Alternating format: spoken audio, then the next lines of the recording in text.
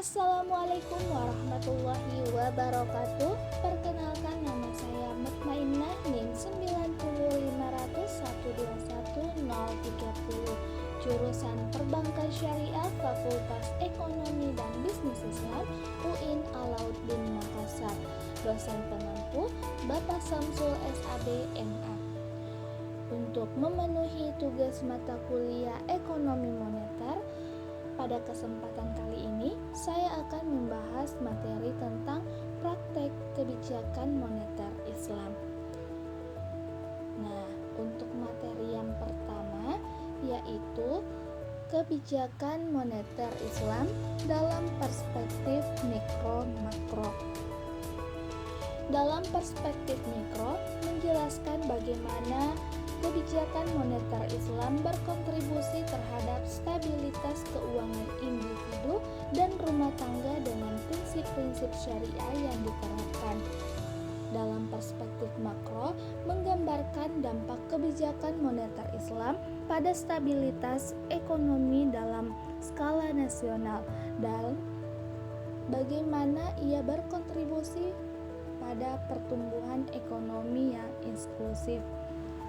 Nah, selanjutnya kebijakan moneter dalam sistem keuangan ganda, menjelaskan konsep sistem keuangan ganda dan bagaimana kebijakan moneter Islam diterapkan dalam sistem ini, di mana ada pilihan bagi masyarakat untuk menggunakan instrumen keuangan yang sesuai dengan prinsip syariah.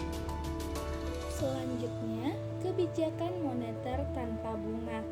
Yang pertama, prinsip tanpa bunga, menjelaskan prinsip dasar kebijakan moneter Islam yang menghindari sistem bunga dan bunga cicilan, serta menghadirkan alternatif yang adil dan berkelanjutan.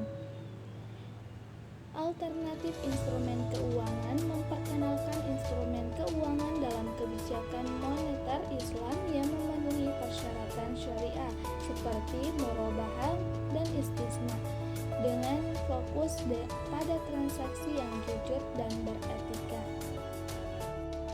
Menggambarkan dampak kebijakan moneter tanpa bunga pada stabilitas sosial dan pemberdayaan ekonomi masyarakat berdasarkan prinsip keadilan dan pemenuhan kebutuhan.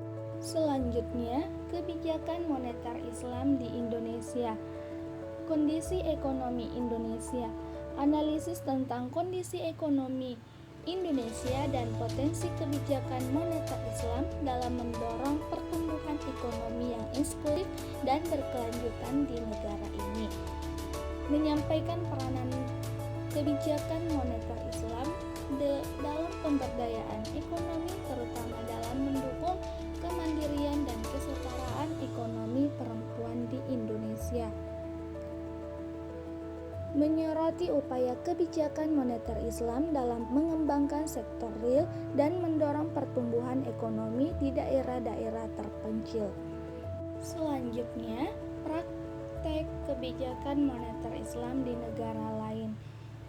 Di Malaysia, mengidentifikasi praktek kebijakan moneter Islam yang telah diterapkan di Malaysia, seperti pengembangan perbankan Islam dan penyebaran instrumen keuangan syariah.